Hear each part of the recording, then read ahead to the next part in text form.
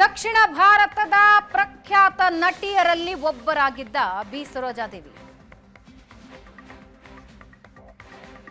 ಹಿರಿಯ ಪತ್ರಕರ್ತರಾದ ಸದಾಶಿವ ಶೆಣೈಯವರು ನಮ್ಮ ಜೊತೆ ದೂರವಾಣಿ ಸಂಪರ್ಕದಲ್ಲಿದ್ದಾರೆ. ಸದಾಶಿವ ಶೆಣೈಯವರೇ, ಮತ್ತೊಂದು ಅಧ್ಯಾಯ ಮುಕ್ತಾಯ ಆಗಿದೆ. ಬಿ ಸರೋಜಾದೇವಿ ಅಭಿನಯ ಸರಸ್ವತಿ. ಅಂದಿನ ಕಾಲದಲ್ಲಿ ಎಲ್ಲ ಸೂಪರ್ ಸ್ಟಾರ್ಗಳ ಜೊತೆ ಯಾರಾದರೂ ಅಭಿನಯಿಸ್ತಾ ಇದ್ದಾರೆ. ಆ ಬಹುಬೇಡಿಕೆಯ ನಟಿ ಅಂದರೆ ಅದು ಬಿ ಸರೋಜಾದೇವಿಯವರು. ಇವತ್ತು ಒಂದು ತುಂಬು ಜೀವನ ನಡೆಸಿ ಅನಾರೋಗ್ಯದ ಕಾರಣದಿಂದ ನಿಧನರಾಗಿದ್ದಾರೆ. ಯಾವ ರೀತಿ ನೆನಪಿಸ್ಕೊಳ್ತೀರಿ ಬಿ ಸರೋಜಾದೇವಿಯವರು ಹಾಗೂ ಅವರ ಚಿತ್ರಪಯಣನ?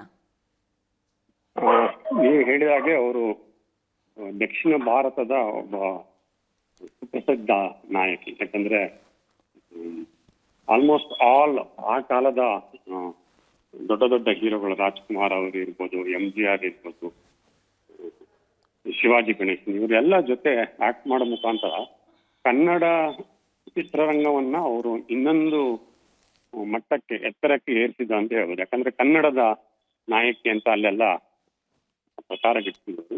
ಕನ್ನಡದ ಆಮೇಲೆ ಅವರು ತಮಿಳಿನ ಇಂಡಸ್ಟ್ರಿ ಅವರು. ಹೌದು ಹೌದು ಹೌದು. ಅದು ಒಂಥರ ಕನ್ನಡಕ್ಕೆ ಹೆಮ್ಮೆ, ಕನ್ನಡಕ್ಕೆ ಗೌರವ.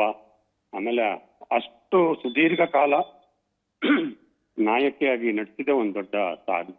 ನಿಮ್ಗೆ ಗೊತ್ತು, ನಾಯಕಿಯವರ ವೃತ್ತಿ ಜೀವನ ಒಂದು 5-10 ವರ್ಷಕ್ಕೆ ಸಾಧಾರಣವಾಗಿ ಸೀಮಿತ ಆಗಿರುತ್ತೆ. ಆಮೇಲೆ ತಾಯಿ ರೋಲು, ಇನ್ನು ಪೋಷಕ ನಟಿ ಒಂದು. ಇನ್ನೊಂದು, ಒಬ್ಬ ಹೀರೋ ಜೊತೆ 20-25 ಸಿನಿಮಾ ಮಾಡೋದು ನೀವು ಕಲ್ಪನೆಗೂ ಉಳಿಸಕ್ಕಾಗಲ್ಲ. ಯಾಕಂದ್ರೆ ಈ ಸಿನಿಮಾ ಜಗತ್ತು ನಿಮ್ಗೆ ಗೊತ್ತು, ಏನ್ ಹೇಳ್ತಾರಂದ್ರೆ ಹೊಸ ಹೀರೋಯಿನ್ ಬೇಕಂತ 5 ಸಿನಿಮಾ 3 ಸಿನಿಮಾ ಆದ್ಕೊಳ್ಳೆ ಹೊಸ ಹೀರೋಯಿನ್ ಬೇಕಂತ ಚೇಂಜ್ ಮಾಡ್ತಾರೆ ಮಾರ್ಕೆಟ್ ದೃಷ್ಟಿಯಿಂದ. ಇನ್ನೇನೋ ಒಂದು ನೆಪ ಹೇಳ್ಬೇಕು. ಅಂತದ್ರಲ್ಲಿ ಬಿ ಸರೋಜಾದೇವಿ MGR ಜೊತೆಗೆ, ರಾಜ್ಕುಮಾರ್ ಜೊತೆಗೆ, ಶಿವಾಜಿ ಗಣೇಶನ್ ಮತ್ತೆ ಮತ್ತೆ ಮತ್ತೆ ಮತ್ತೆ ನಟಿಸೋ ಮುಖಾಂತರ ಅವರು ಇಡೀ ದಕ್ಷಿಣ ಭಾರತದ ಮನೆ ಮಾತಾಗಿದ್ರು.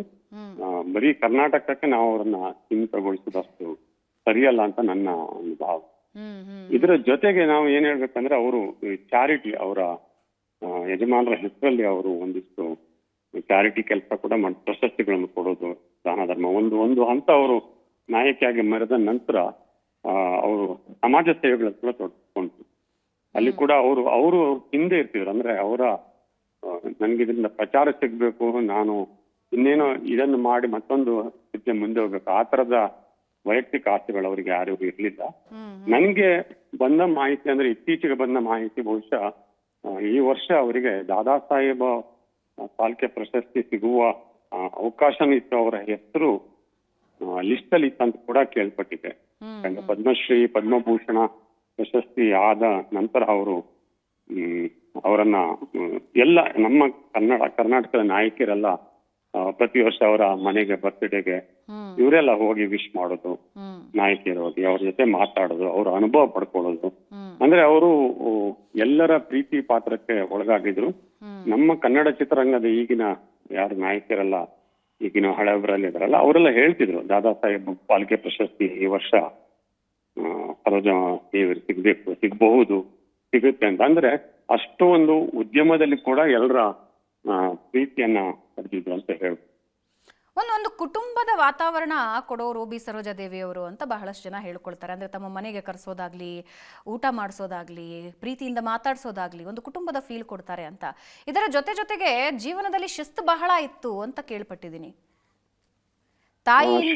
ತಾಯಿನೂ ಅದಕ್ಕೆ ಕಾರಣ ಅಂತ ಬಹಳ ಸಲ ಬಿ ಸರೋಜಾದೇವಿಯವರು ಹೇಳ್ಕೊಂಡಿದ್ದಾರೆ. ಶಿಸ್ತು ಖಂಡಿತವಾಗಿ ಇತ್ತು ಎಂಬುದಕ್ಕೆ ಒಂದೇ ಒಂದು ಸಣ್ಣ ಎಕ್ಸಾಂಪಲ್ ಏನಂದ್ರೆ, ಅವರು 200 ಚಿತ್ರಗಳಲ್ಲಿ ನಾಯಕಿಯಾಗಿ ನಟಿಸಿದ್ದಾರೆ ಅಂದ್ರೆ ಅದು ಅವರ ಪ್ರತಿಭೆಯ ಜೊತೆಗೆ ಒಂದು ಶಿಸ್ತಿಗೆ ಕೂಡ ಸಿಕ್ಕಿದ ಒಂದು ಮನ್ನಣೆ ಅಂತ ಹೇಳ್ಬೋದು. ಆಮೇಲೆ ಅವ್ರ ಮನೆಯಲ್ಲಿ ಕೂಡ ನೀವು ಹೇಳಿದಾಗೆ ಹಿಂದೆ ಎಲ್ಲ ಅವರು ಜರ್ನಲಿಸ್ಟ್ಗಳನ್ನ ವರ್ಷಕ್ಕೊಮ್ಮೆ ಅವರ ಮನೆಗೆ ಕರಿತಿದ್ರು, ಸತ್ಯನಾರಾಯಣ ಪೂಜೆಗೆ ಕರೀತಾರೆ. ಆ ನೆಪದಲ್ಲಿ ಅವ್ರ ಮನೆಯಲ್ಲಿ ಊಟ ಮಾಡ್ಬೇಕು ಅಂತ. ಆಗ್ಲೂ ಕೂಡ ಅಷ್ಟೇ, ನಾವೆಲ್ಲ ಅವ್ರ ಮನೆಗೆ ಹೋದಾಗ ಅವರೇ ಬಂದು ರಿಸೀವ್ ಮಾಡೋದು, ಊಟ ಟೈಮಲ್ಲಿ ಎಲ್ಲರೂ ನಮ್ ಬಂದು ಮಾತಾಡ್ಸೋದು. ಅದು ವರ್ಷಕ್ಕೊಂದು ಸಂಪ್ರದಾಯ ತರ. ಅಂದ್ರೆ ಪತ್ರಕರ್ತರನ್ನ, ಚಿತ್ರೋದ್ಯಮದಲ್ಲಿರುವ ಎಲ್ಲರಂತ ಒಂದು ಒಡನಾಟ. ಆವತ್ತು ಮನ ತುಂಬಿ ಮಾತಾಡ್ತಿದ್ರು, ಎಲ್ಲರನ್ನ ಮಾತಾಡ್ಸೋದು. ಆ ತರದ ಬಹಳ ದೊಡ್ಡ ವ್ಯಕ್ತಿತ್ವ ಅವ್ರದ್ದು. ಇನ್ನು ಶಿಸ್ತಿನ ಬಗ್ಗೆ ತಾವ್ ಹೇಳಿದಾಗೆ, ಬಹುಶಃ ಈಗಿನ ಕಾಲದ ನಾಯಕಿಯರು, ಉದಾಹರಣೆಗೆ ಜಯಮಾಲ್ ಅವರು, ನಾನು ಹೇಳಿದ ಅನೇಕ ಬಾರಿ ಅವ್ರು ಮಾತನಾಡುವಾಗೆಲ್ಲ ಅವರು ಬಿ ಸರೋಜಾದೇವಿಯವರ ಎಕ್ಸಾಂಪಲೇ ಕೊಡ್ತಾರೆ, ಮಾತಿಗೂ ಅವರ ಎಕ್ಸಾಂಪಲ್ ಕೊಡ್ತಾರೆ. ಅವ್ರ ತರ ಆಗ್ಬೇಕು, ಅವ್ರ ತರ ನಾವು ಬೆಳಿಬೇಕು, ಅವರೇ ನಮ್ಗೆ ಆದರ್ಶ ಅಂತ.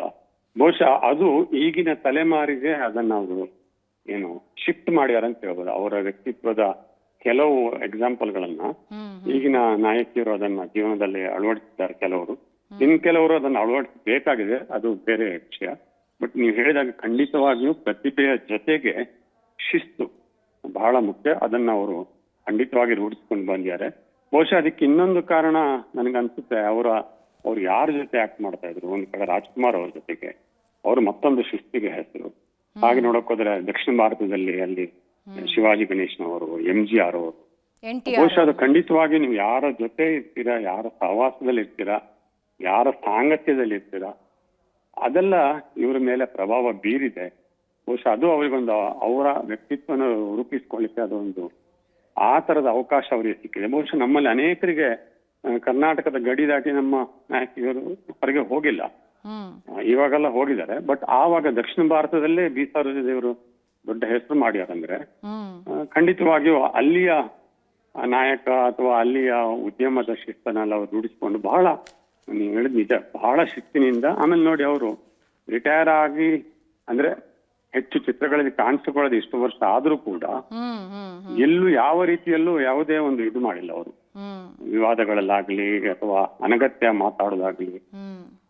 ಆಮೇಲೆ ಇಡೀ ಉದ್ಯಮನೇ ಅವ್ರ ಮನೆಗೆ ಹೋಗಿ ಮಾತಾಡ್ತಿದ್ರು ಅಂದ್ರೆ ಅದು ಅವರಿಗೆ ತಂದ ಗೌರವ, ಸಲ್ಲುತ್ತಿದ್ದ ಗೌರವ ಅವ್ರಿಗೆ ಸಿಕ್ಕೋಕೆ ಅಂತ ನಾವು ಹೇಳ್ಬೋದು.